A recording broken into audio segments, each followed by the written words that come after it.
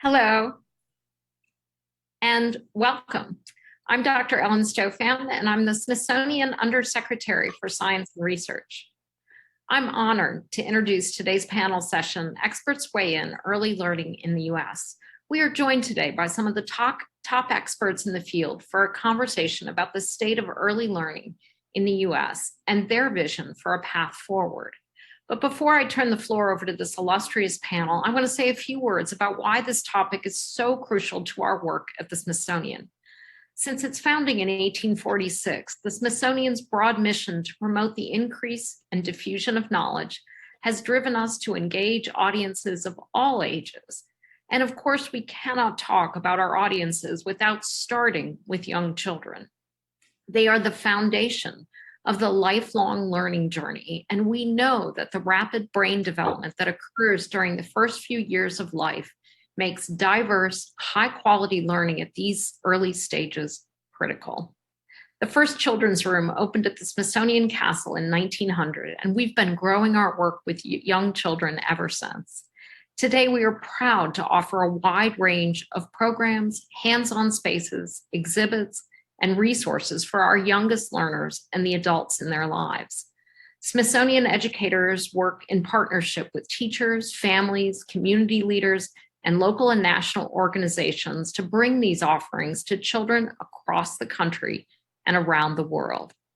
Please join me in welcoming our panel, and I'll turn it over to moderator, Dr. Libby Doggett.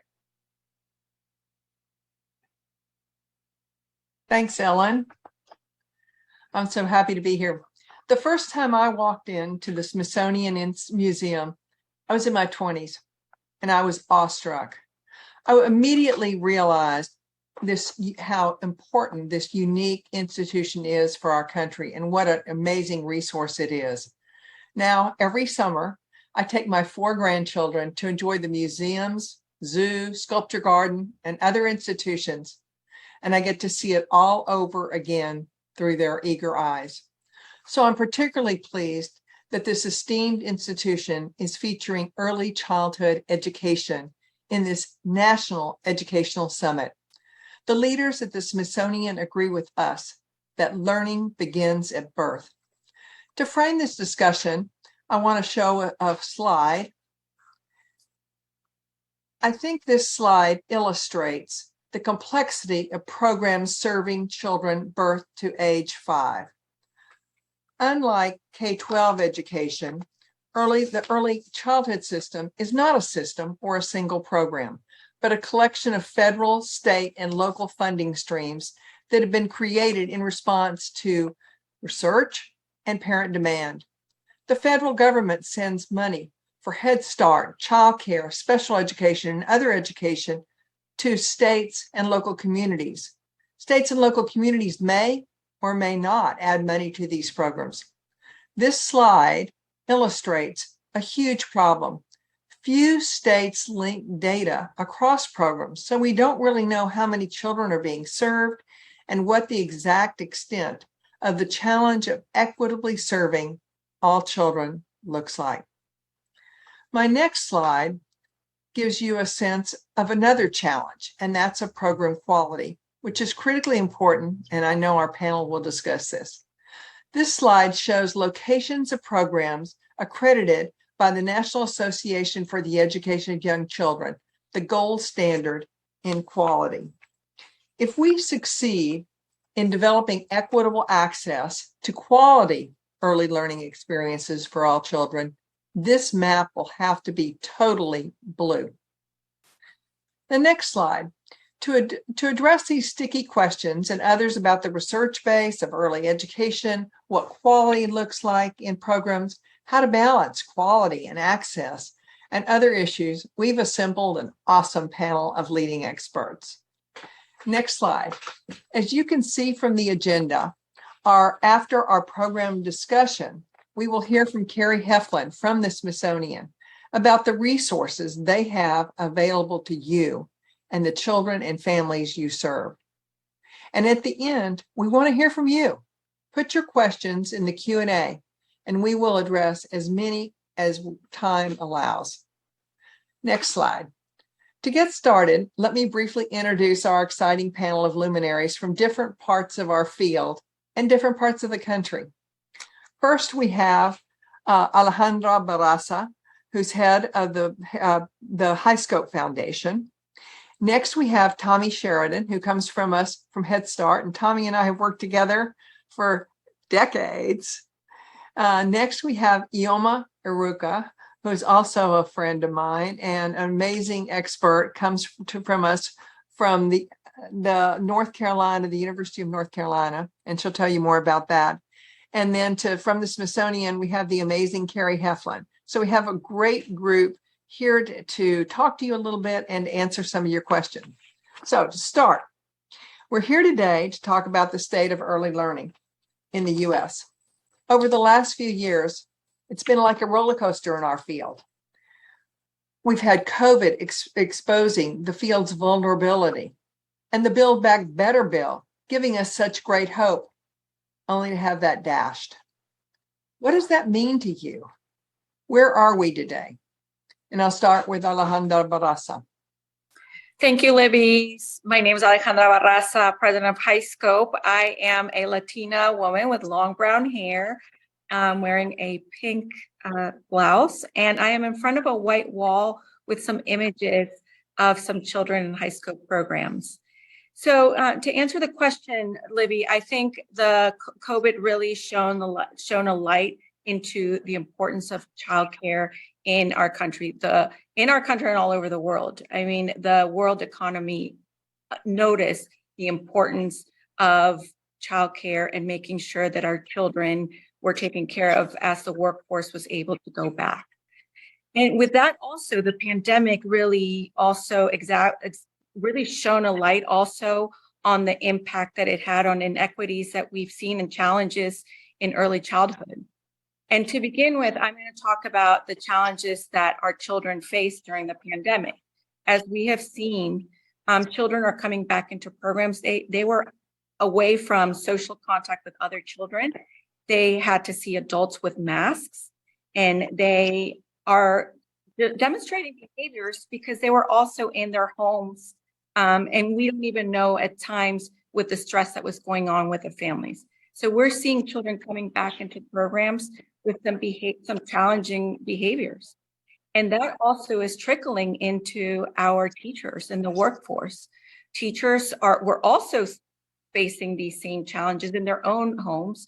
And once they went back into the schools, they were tired, they were asked to do more.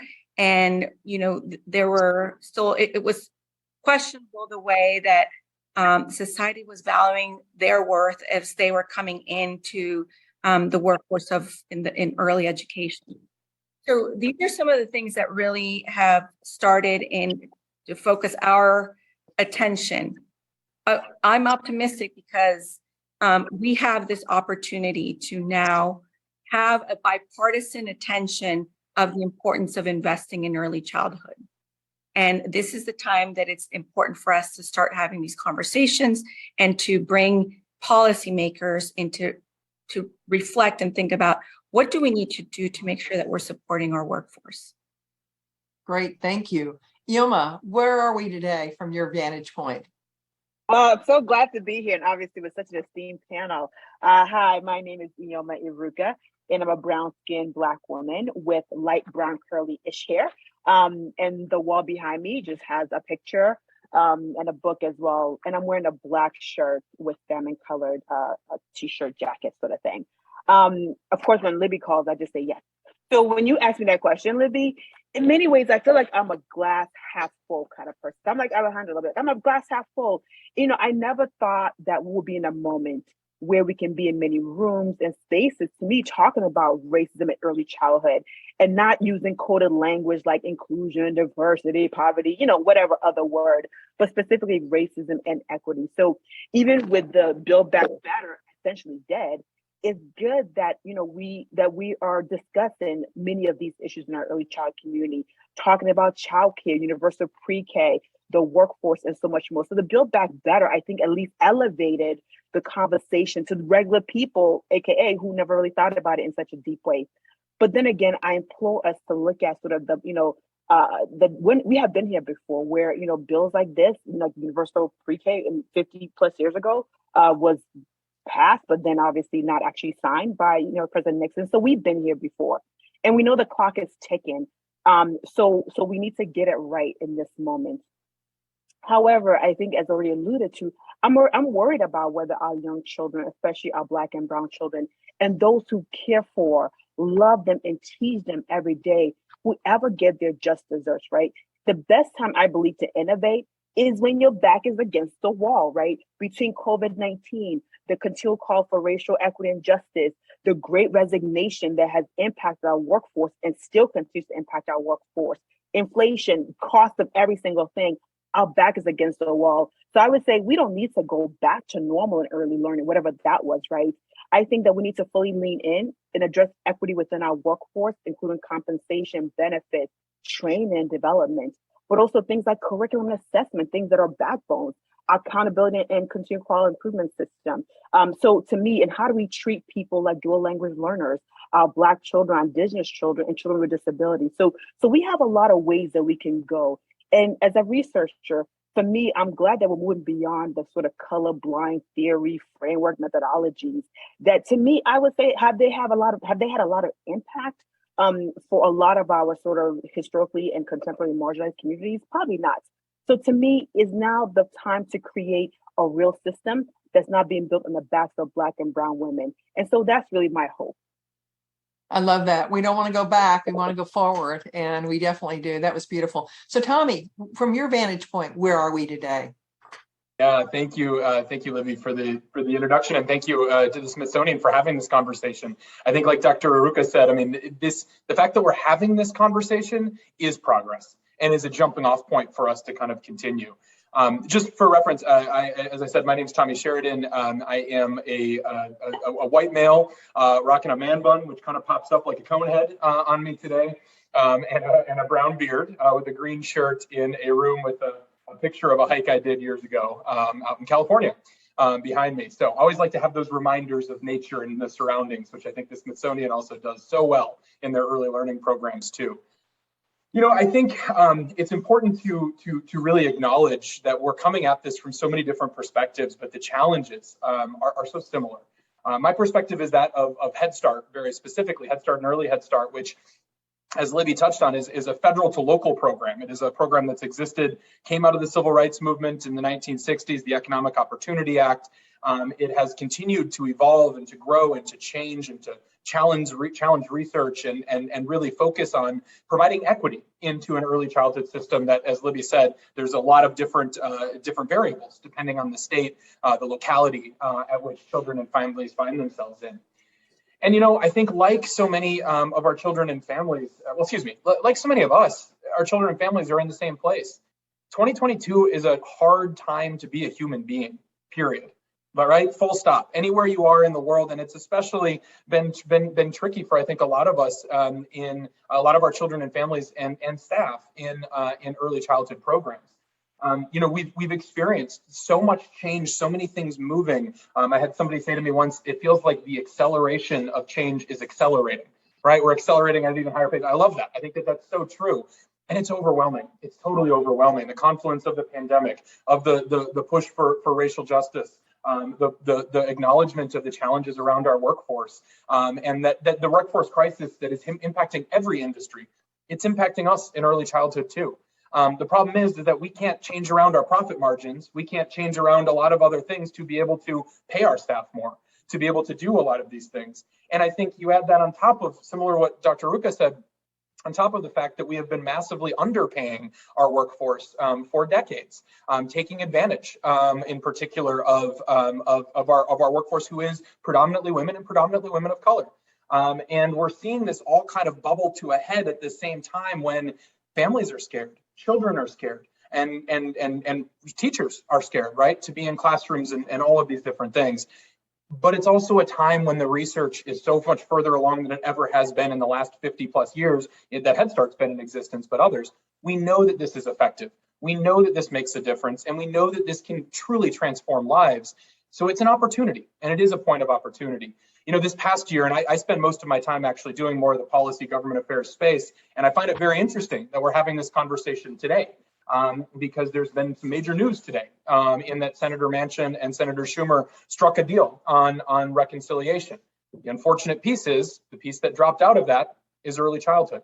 And to also what Dr. Iruka said too, the last time we got to this point, the US Congress in both the House and the Senate passed early childhood universal access and everything back in the 1970s. That was something that went to President Nixon's desk, and President Nixon vetoed it. It went back, and we did not get this type of momentum that we saw under Build Back Better until just recently. It's very disappointing. It's very disheartening, and I think a lot of people in early childhood feel pretty bad about it. But at the same time, I think you just have to look into local programs, and you have to look into individual classrooms to get that sense of hope back. Because the resiliency of children is powerful. I'm giving me goosebumps just thinking about all of the stories in Head Start programs of what children and families have overcome these last few years, what our teachers, our workforce has overcome. And even though we're not doing as good of a job as we could be, if we have the resources and if we have that kind of concrete federal investment that was being discussed, we are doing a great job across the board of lifting up and transforming so many lives. And I fundamentally believe that conversations like this can help us advance to provide those types of transformational experiences to more children and more families. Thank you, Tommy. You gave us a great history lesson. I like that. So the research base has really been helpful. It's gotten us to where we are today. What is coming out now? And there was a particular study, the Tennessee Voluntary Pre-K study, which wasn't all that helpful. I know, Iheoma, you're an amazing researcher. So help us understand what we should be thinking about the research and the data. Thank you, Libby. So, research in of itself, I would still argue, is not a perfect thing, right? So even when we try to make it perfect with some of our gold standard studies, like our randomized controlled trials, they're problematic. So I think we should place research where it should be, which is an important tool, but also there's other kinds of research and evidence that we should continue to also use in combination. So and to the question, particularly around the Tennessee VPK study, I do want to say this: like, every research gives us information, right? In the end of it, whether it's one that we want to hear or don't want to hear, it still gives us information. However, I take sort of that phrase, or really that TED talk from Aditya, right? The danger of a single story, right? So the fact that you take one study and you're like, oh my goodness, here's everything. And we have to recognize that we have a lot of research, whether it's on a state or local or national, like obviously Head Start's impact study there's a lot of variations of that. So we have to remember that really we have to take research needs to be more than just one study. So we can't just take one study and create a whole entire narrative and a thread. And so I do think we should appreciate that Tennessee, right? It was statewide, it was diverse children, schools, and educators. It was longitudinal, right? It went into and through school, middle school, high school. So it tells us really, in essence, the value of collaboration between states, local government, universities, communities. And so we should at least take something out of that. But what we have to also know about the Tennessee, VPK study is that we have to be intentional in how we create experiences, especially in the most formidable years, right? As we've already alluded to. It's not just a matter of a teacher having a BA degree, but that's important. But it's also the kind of things that we have to attend to, the way we build systems that are structured, educators that are professionals and supported, the working conditions of early educators, the way families are engaged or not, and the kind of continuous quality improvement that we provide, right? So to me, the study is a reminder, and should remind all of us, low quality is harmful. So just creating a building and putting people in it is not what we should be doing, right? This is not what we should be doing.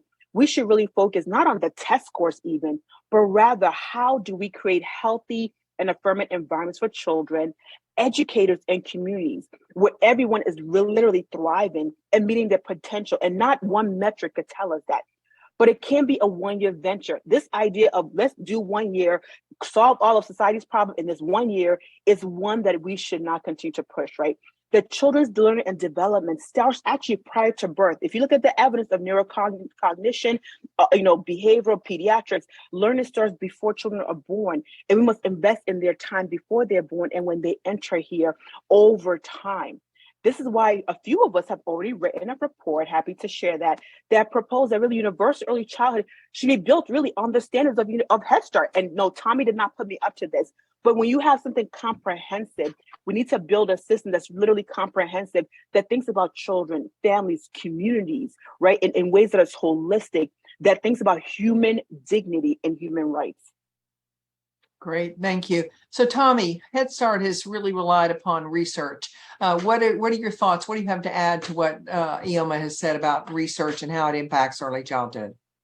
Yeah, and I did not pay her in advance to say anything like that, but I do agree with a lot of that last point that she said. I mean, I think that that's spot on. You know, I do want to also acknowledge I'm not a researcher. I'm probably, I think, the only one on the panel without a PhD.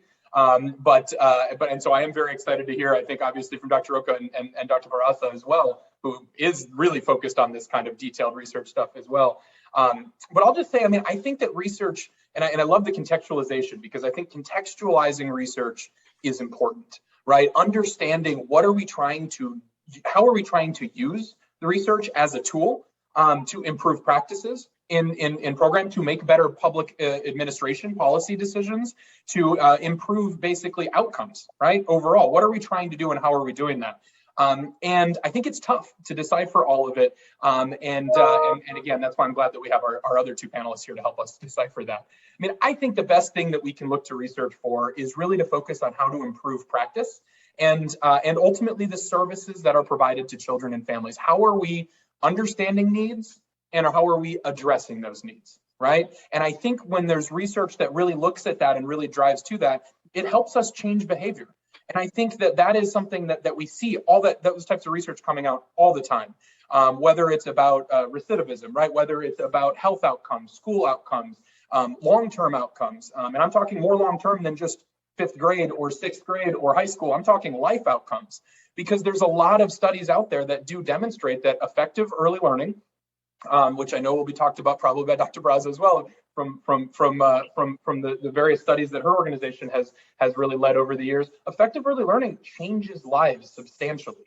Head Start recently had a study that came out that was a longitudinal, or was basically found that Head Start disrupts intergenerational poverty, right? That doesn't mean necessarily that every child is reading at grade level or above grade level or anything like that in 5th grade. It means that life outcomes, their children are less likely to be in poverty if you were in Head Start as a child. That's powerful, right? And that's something that we need to be paying attention to. Now, a lot of the studies, such as the Tennessee Voluntary Preschool Study and such as the Head Start Impact Study, they don't focus on that long-term piece. And they don't talk about that kind of longer-term goal and aspirational goal that we're trying to do. But they can give us some good insight into what is working and how can we change practice, evolve practice, and continue to grow. I think the last thing that I always goes to my mind when I see these types of studies and these types of efforts is really looking at a study that came out from an economist at Harvard, David Deming, that really identifies and focuses on the realities of kind of early childhood outcomes, and looks and effectively finds that there is this kind of muted effect in the short term, but that in the long term, it's a substantial impact that early childhood has. And that makes so much sense when you think about what early childhood is doing. We're not focusing about, do you know your specific numbers, your letters, how many words do you know, what's your vocabulary, but we're thinking about how do you engage with other people?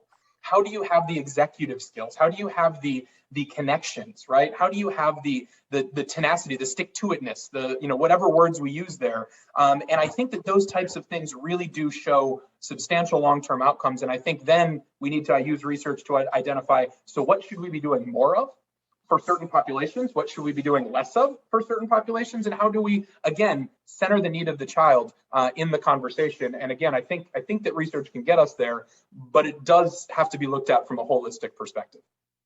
Great. So, Allie, you are at the HighScope Foundation, where the Preschool Project actually started. So I know you have something to say to us about research and where we are in the field right now.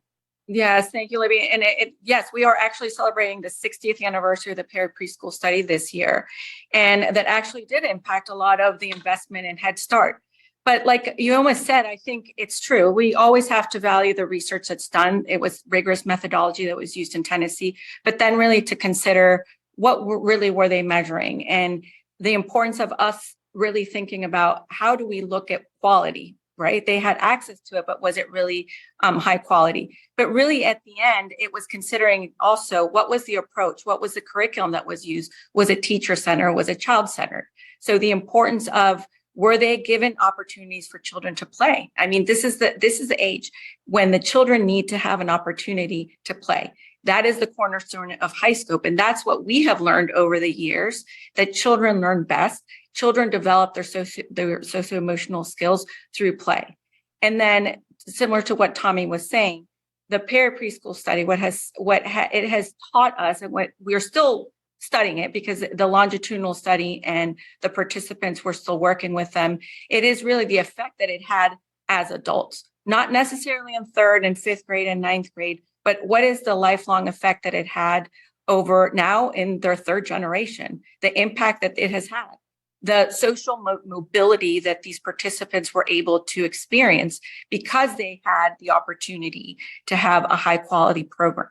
And so these are things that are really important, like Iheoma says, that we have to make sure that we listen to the research, but we also have to be careful to make sure that when people and policymakers are making decisions on investments, that we dig into exactly what was measured in that study and what things should we think about as a society that we want for our children, not in 3rd and 5th grade only, but at the end, in the long run as adults.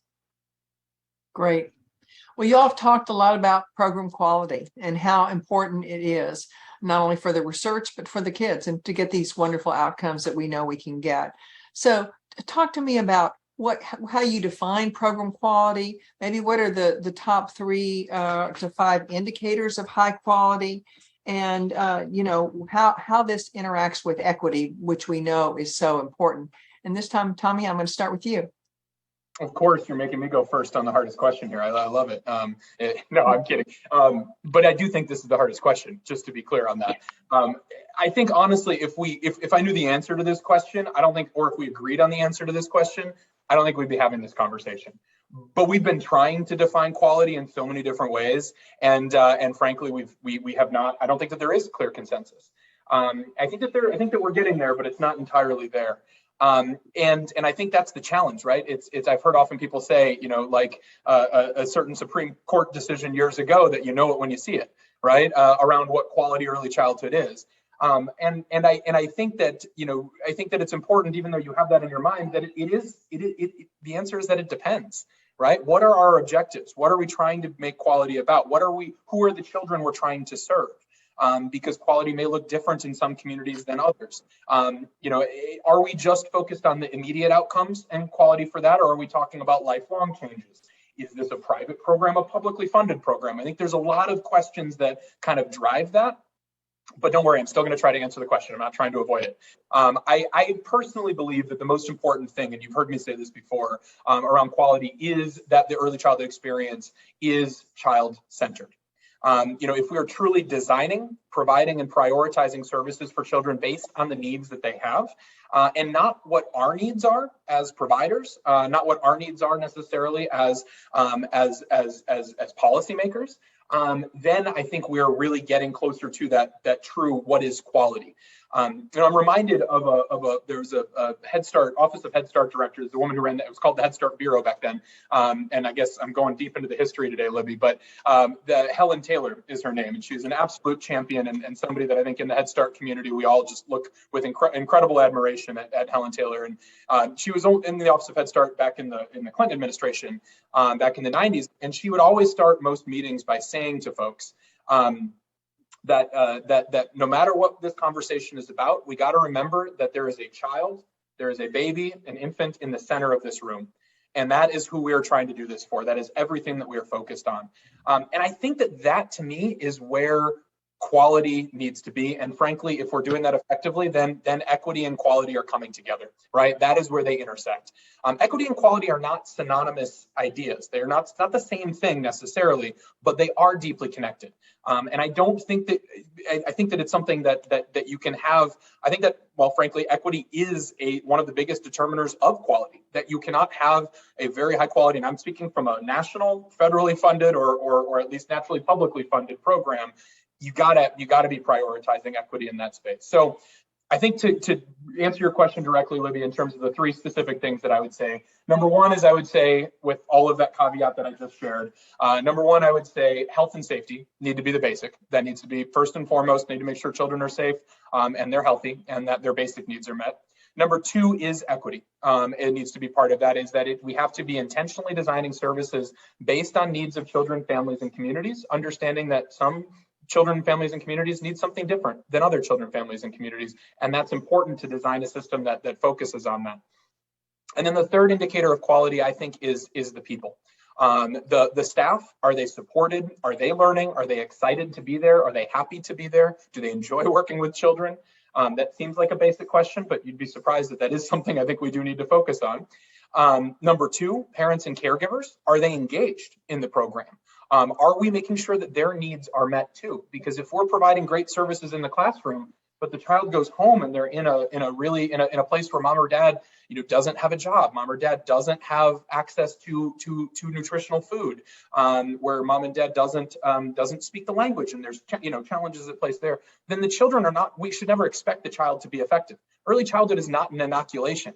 We can't just imagine, oh, you went to a quality program, there's your boom, there's your Head Start shot, you're good for the rest of your life. That's not the case. That's not how this works. But early childhood is the first opportunity that we have in a child's life to support that family and build around that child to create an environment for them to be successful. So I do think that parents and caregivers and the support that they play needs to be part of what quality looks like in an early childhood program. And then finally, around people still, I think it's children, right? It's that child centered at the room. Is there joy? Are they encouraged to be curious? How are they interacting with each other, and how can we support them in that? So again, I guess if you forced me to say three, health and safety, which I'm calling one, equity, and then the people. We love that. Thank you, Tommy. Helen Taylor would be very proud of what you said. I knew her. She was a friend of mine too. So Allie, what do you have to add? Tommy was pretty comprehensive, but you might have some other ideas. He was. And I just always want to bring back the history of the Perry Preschool Study, because actually the Perry Preschool Study was, our founder realized that there was segregation going on in Ypsilanti, Michigan. And so that's really what started the Perry Preschool Study, which eventually led to the founding of HighScope. So really, when we talk about child-centered, like Tommy said, like we talk about child-centered, what does that mean? It means that we are meeting the needs, the specific needs of children and families based on really the support that they need at that moment. And the other is having the opportunity to scaffold children where they're at. And not everyone is being given the same. So it requires a teacher to observe in the classroom, to really listen to the children, to give the children an opportunity to share the control in the classroom. The teacher is also learning from the child. The children are given opportunities to problem solve, to be able to execute a plan, to be able to do their plan, and then to come back and reflect on what they're learning in the classroom. So that's child-centered, and giving the opportunity for the children to do this really is seen in a play-based environment. So the second thing I would say, child-centered, play-based, and also learning that is based on research. And when we talk about research, it's also, how does the teacher also assess the child in a natural setting? Not necessarily pulling the child, but really, what are they doing? What are their abilities? What are their capabilities? Looking at their strengths, not what they can't do. So that's something that's very important as well. And giving also the teachers the tools and the opportunities to be able to assess her own classroom, her quality of engagement, her environment. Does she have enough materials? Is there enough? Are the materials accessible to all children? So really, there are some really clear guidelines that I know at HighScope, we have really clear measures of what we consider quality. But really, it really links back to agency, giving the children the choice to be able to have a voice in the classroom. In particular, this is very important in Brown and Black communities. And that's something that we need to always have in the forefront. And that's exactly how HighScope was founded, when there were concerns about the quality of education that was given to the Black children in Ypsilanti, Michigan. Thank you. You do know a lot about quality, because I had the good fortune of touring one of your programs recently, and it was really beautiful. I love your concept of agency, because that is critically important for all children, particularly our minority children. So, Iheoma, can you wrap it up on quality? Sure, and I'll keep it short because I felt like both Tommy and Ali, I think, really just delivered on what is quality. And I just want to, emphasize a couple of points that they mentioned, right? For me, first is really knowing what is the goal and the purpose of quality, right? And for me, I sort of have like the 3 Ps in my head. I always have something, some sort of metric or whatever, right? So one is that, we want to make sure that we're protecting children from harm, adversities, and it has to be physical, emotional, social, like really protecting children at the level, right? So even just think about licensing and safety, to Tommy's early point. And then to me, the other piece really about promoting. How do we promote their well-being as humans with the capacity to be curious, as Tommy said? And then Ali mentioned agency, right? Like, how do we promote their fullness, right, as humans who are gifted in many, many ways beyond their scores and a vocabulary test, or beyond their score and some sort of math test, right? Like, what is their capacity? And finally, I feel like it's about how we preserving their identity of who they are, right? Whether it's your race, gender, your language, right? How do we preserve the best of who they are as they continue to grow, right? So for me, it's thinking about those 3 Ps. Then when you ask about the question about, what is equality? And I think, I think both Ali and Tommy, I think, said it right? In the end of it, it has to at least exude joyful learning. Like, to me, I have 2 young kids. If my kids are not happy, I'm not happy. The daddy's not happy. Nobody's happy. So to me, the quality to me has to exude, joyfulness for the child, but also for the adults, because there's nothing worse than a miserable adult, right? So I think joyful learning, but that means that we have to provide sensitive, responsive, and affirming interactions and learning opportunities with well-trained and well-supported and well-compensated professionals, right? And also, remember, quality is not just this individual. Like, we think of quality as like, oh, it's just this teacher right here with this kid. No, quality actually is a community worldwide event, right? It includes obviously all the different staff, the children, other children in the classroom, the directors, if there's a center, or the community. So I think we have to begin to really understand that quality is not just this thing that happens.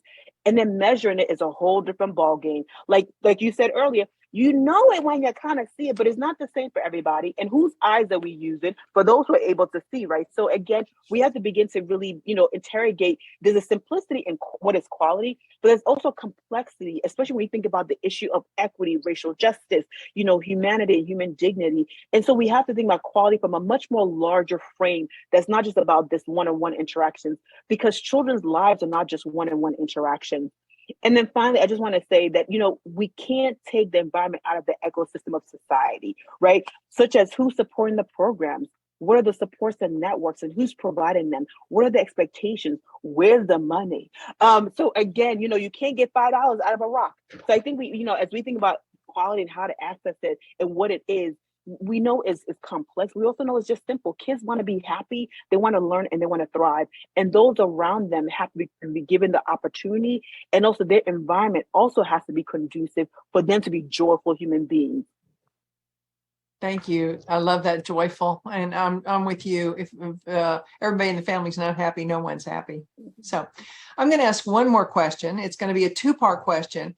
And then we're going to go to Carrie and then on to the Q&A. And then I'll give you all a chance to wrap at the end. So this question, can you speak to the importance of striking the balance between quality and access? Because we know lots of kids don't have any services at all, and they may be home in the backyard with no supervision. What's most important in the sequencing? Quality come first, access come first, and then talk about how your organization is working to assure quality and access. And I'm going to start with Ali this time. Right. So access and quality, and, just acknowledging that, like you said, Libby, there are so many children, especially brown and Black children, that don't have access to high quality programs. And how do we support the programs? How do we make sure that we invest in our teachers in the workforce so that they stay in the workforce? Elevating the profession, because a lot of times we get teachers, they get trained, and then they just can't stay in the profession because it's not enough for them to stay. So how do we build a trajectory for teachers to go into the profession and stay in the profession? I had the opportunity to be an administrator as an early childhood. I was very unique. There were very limited principals that actually knew about early childhood. And so how do we continue to build more leaders that will stay in the field, that will be able to be a voice for the teachers and for the children? In particular for HighScope as a nonprofit, which I always love to say that we're a nonprofit because we do not have to give any revenue to any dividends to any stockholders. Everything goes back to our research. And by doing that, it allows us to give access and accessible pricing to people who want to have the HighScope approach and the educational model in their programs. We also reach out to our international institutes because we also want to learn from other cultures and other communities about how do they get ideas when they have challenges in Latin America. So that we understand that we have to work together in partnership with everyone, not only in our communities, but around the world, if we're wanting to make significant change and transformation in the early childhood field. Great. So Iheoma, talk about So access and what your organization is doing also. sure. So I would say I don't run an organization like Allie and Tommy, right? I just run, my mouth and, but seriously, right? I do feel like, obviously I have a center at UNC Chapel Hill at Frank Porter Graham. And so I do try to focus on action-oriented research, right? That really means it's going to reach the hands of many sort of leadership. And I interrogate what matters for Black children and other children of color. And to this question, this is one of those questions, I'm glad you asked this question. Because let me take, for example, Black children tend to be in care pretty early, right? Because a lot of Black families, either even if you're a two-parent households, you're likely to be working out of the home. By the time Black children are about 6 months old, if not 3 months, they're already in care. So Black children are likely to be in care as soon as they're born. So that means that they probably have a lot of access. They're also likely to have subsidy and some of these things. The problem we continue to see in the data is that over 3/4 of Black children are likely to be in programs we designate as sort of like low to moderate quality care, which to me is still low quality care. And so to me, it's like we provided access, but then we've given Black children in particular, who we've built a lot of our research in our program. The Perry Preschool study, primarily Black kids. The Calais Edwards study, primarily Black kids. Head Start really started originally, in the summer, right, with a lot of Black kids. So to me, the fact that we've given Black kids access, but really have not given the quality level of other kids is one to me is that I can't divorce one of the other. So I know we always sort of say, which one should we have? Like, yes, I want people to have access, but I want it to be really high quality access, right? So I think we need to continue to sort of push back on the conversation of quality of access. No, give me high quality, as we said early, equitable access to quality. So I feel like we should just stick to that, because the more we water down sort of the quality part, then you give me access, but it's really traumatic, it's really horrible, it's really not helpful, AKA like the Tennessee VPK study. So I think our evidence tells us, let's try to do the best we can. It's not a magic bullet, as I said earlier, but we need to provide the best. As a mother of 2 Black kids, I don't want the poor version of what's best. Give me what is best and create a system with all the resources endowed in that system.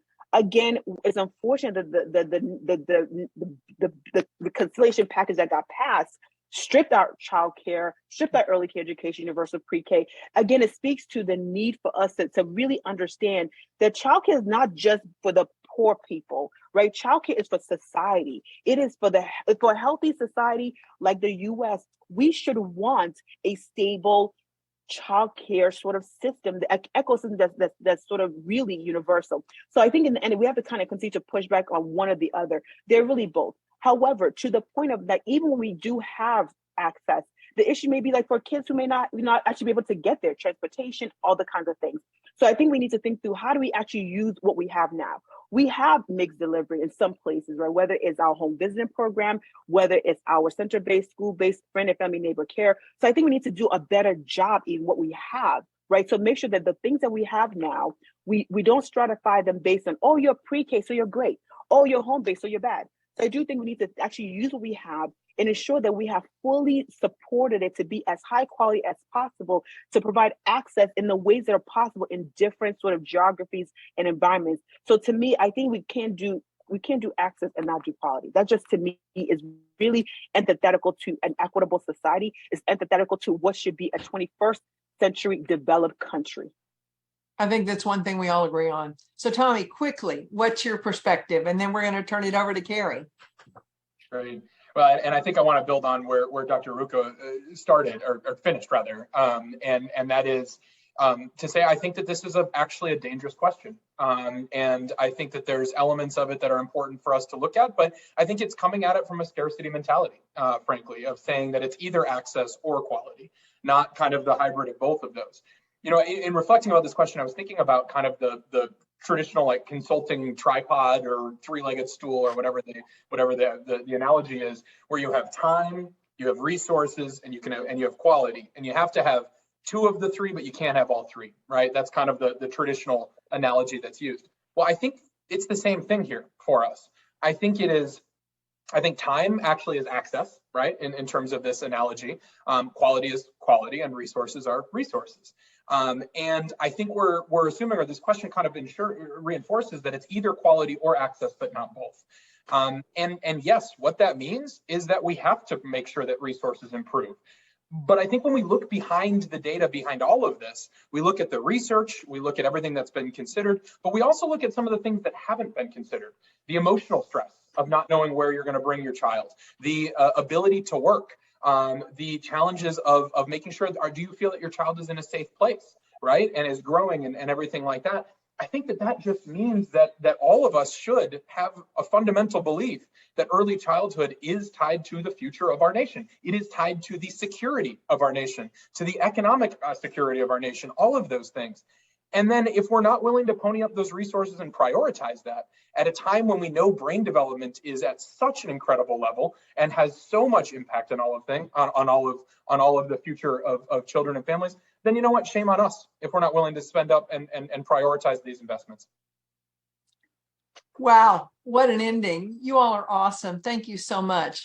Well, that was a great start. Now we're fortunate to have Carrie Heflin from the Smithsonian Institution to talk to us about some of the resources there, because I really feel like if you can't go to DC, which many of us can't, and visit the museum and all the other institutions they have, you have to go online and use their resources. And we haven't used them enough in our field. So I'm very excited to have this opportunity to turn it over to Carrie. Thank you. As Libby mentioned, my name is Carrie Heflin, and I'm in charge of early learning at the Smithsonian's National Museum of American History. I'm a white woman with long blonde hair and bangs. I'm wearing an emerald green shirt, and I'm sitting in front of a bright blue wall. What you all might not notice on screen right now is all of the goosebumps on my arms, because I could not be more thrilled with all of the amazing points that our panelists were just making. I hope everyone has enjoyed having them as much as I have. It's truly been a thrill. So thank you all so very much for your time. And huge thanks to your staffs and your families, your children who have allowed you to spend time with us here today. Tell them that we appreciate them too. Some of the things that we were just hearing from them that I just want to reinforce are that we are all here in agreement that equitable access is key and has to be paired with quality. But what we're still working on together is defining quality, which is an undertaking of researchers and organizations like the ones that were represented on our panel today. There's some big challenges facing early learning, an industry that has been built, like many industries in our country, on inequity and struggles with a lack of funding and legislative support. But as our panelists said time and again, the resiliency and hope and joy of the children that we serve is a constant reminder that finding a way to surmount those challenges is the most worthwhile endeavor. So with that being said, I'm going to just share briefly some of our Smithsonian resources. While I'm doing that, I would love for folks who have questions for our panelists to go ahead and start entering them into the Q&A box. We're going to use any remaining time we have to answer as many of your questions as possible. So I'm here today as a representative of a group at the Smithsonian called the Early Learning Collaborative, which is made up of educators from most of our 19 museums and research and cultural centers who work together to amplify our advocacy for early learning across the organization and on projects to expand our individual reach and impact For example, a brand new partnership we're very excited about with the National Head Start Association. Early learners are and have long been an important audience to us here at the Smithsonian. Our in-house school serving infants through kindergarteners, the Smithsonian Early Enrichment Center, or as we call it, SEEK, we love our government acronyms, opened in 1988, and its museum-based curriculum uses Smithsonian resources to encourage students to wonder and explore the world around them. SEEK also serves the early learning community beyond their school walls through professional development programs, online resources, and family programming. Their staff has helped lead the Early Learning Collaborative alongside Smithsonian museum educators. Those of us who are working at specific museums and research or cultural centers are also working hard to ensure that those using our resources on site and online have easy, equitable access to high quality resources and experiences. Our resources and offerings are free to use, and we're working with organizations at the national, state, and local levels to get those materials into the hands of everyone who needs them. Early learning staff work to make our physical spaces welcoming for early learners and the adults in their lives. Did you know that we have a number of hands-on spaces for early learners, like Explore at the National Portrait Gallery, Curious at the National Museum of Natural History, Imaginations at the National Museum of the American Indian, and Wonder Place at the National Museum of American History. We also offer professional development opportunities like this Education Summit and the Smithsonian Summer Sessions for those working in the education field. We present programs both in person and online that are designed to engage early learners and their adults in developmentally appropriate interdisciplinary exploration of our museum collections. These programs use time-honored formats like Storytime series to introduce participants to a diverse range of topics and skills. We also create digital and print-ready resources, so if you can't come in person, be sure to check those out online. They can be used in the classroom, at home, or wherever you're learning. You can find upcoming programs and events on our website at si.edu/educators/events and resources on the Smithsonian Learning Lab. Links to both sites are included in our resource list, which has contributions on it from all of our panelists and is linked on the next slide. All this is to say, we are very much thinking about early learners here at the Smithsonian and have been so honored to work with today's panelists to think more deeply about the future of early learning and how we can continue to support our colleagues in the field. We can go to the next slide now to check out that resource list. Speaking of which, we would like to use our remaining time today to hear from all of you. Now is your chance to ask our panelists your burning questions and share your feedback on how we can continue to support your work. I'm going to turn it back over to our fantastic moderator, Libby. Thank you, Carrie, and thank you for all you do. And thanks to all of the early learning collaborators across the institutions. We're so excited to know you're there. So we do have a couple of questions. We don't have as much time as we would have liked, but this is from Anne in DC. And she asks, how can we in a local community support access and quality care? So I'm going to let one of our panelists answer that. Who wants to raise your hand? Okay, Tommy, you didn't raise your hand, but I'm going to throw it to you. I was just debating. I was waiting to see if anybody wanted to first. I think it's a couple of things. I think the biggest way to do this, and I'll try to be really quick here, is looking to support local community programs. I mean, figuring out what programs need, and in particular, figuring out what parents and caregivers need from those programs. I think that's one of the central tenets of the Head Start model, is that Head Start does have what's called policy councils, which are effectively parent and community members that come together to actually have shared governance over the program. So it's a radical idea, right? Parents are actually they're basically have the same power as the school board, effectively in this case, and it has been incredibly effective at making sure that we are connected to that. So that's number one, is I would get connected with those types of parent groups or policy council type groups and what those look like. Number two is I think we gotta make sure we're constantly talking to our elected officials. Elected officials are there to represent us. They make the decisions behind this. Everybody and I say this as somebody who talks to a lot of elected officials, they're all supportive of early childhood. Nobody's opposed to it. But when push comes to shove, we continue to be deprioritized because folks don't think that it makes a difference at the polls, right? Kids don't vote. They're not thinking about that. And so therefore, we are not able to get that level of prioritization of change of whatever that will be, which is that, you heard me talking about my three-legged piece there. That's where that resource question comes into play. And so I do think it's checking in to see what is needed in the local community, based for the folks that are doing the hard work every day. And then number two, it's making sure that our elected officials understand that this is a priority to us, and we hold them accountable when they fail to deliver. Thank you. So if the next two panelists can keep your answers short, I have a question for each of you before we do a wrap up. So the first one, Allie, this is for you. What is the best, no, actually it's for you.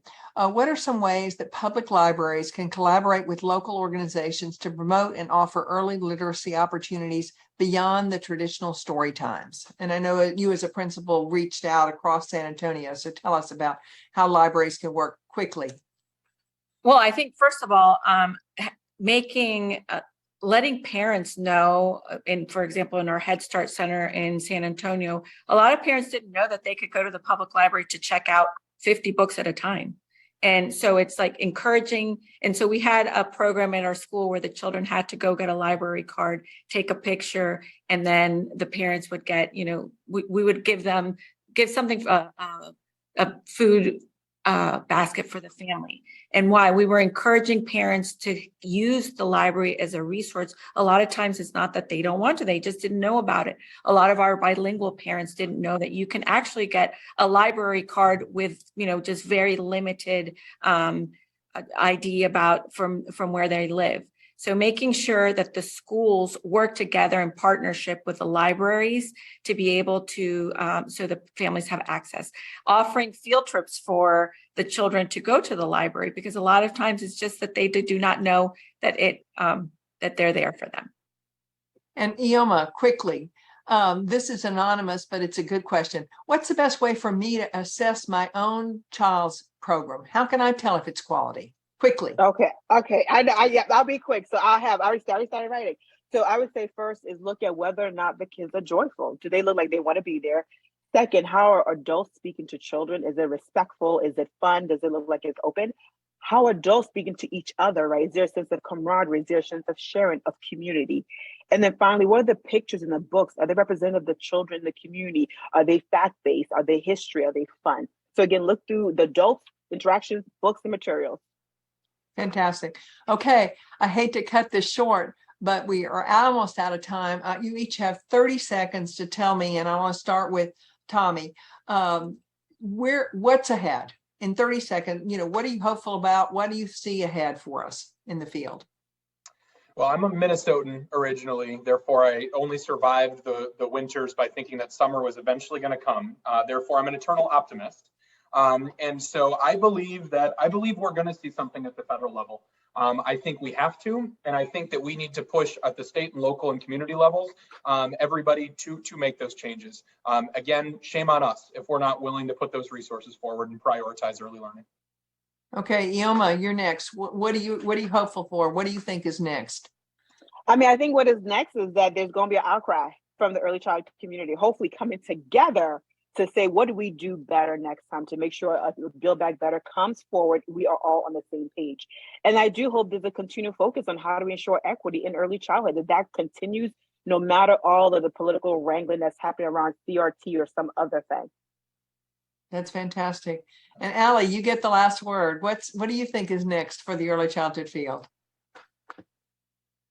Way for teachers that can go and talk to your administrators, push on them, tell them to think more about early childhood, valuing early childhood. A lot of times is that people don't know about it, and encourage also your state government, your city government, invite them to your schools, let them walk the classrooms, tell them the importance of bringing them in to understand really the impact of what they do every single day. It is a sophisticated profession. People need to elevate early childhood, and they need to be compensated correctly. And we need to continue being a united voice to make sure that the world listens, because the world stopped, the economy stopped because of childcare. So let's bring them back and let's support them and elevate them. You all are awesome. Thank you so much. Thanks to our panel. Thanks to Carrie and the amazing team that at the Smithsonian that backs her up, the people that helped put on this conference. And most of all, thanks to you all who are attending around the country, and hopefully you'll take home this advocacy and this passion for early childhood and help us make it happen. Thank you very much. Thank you, Libby. Thank you, Libby.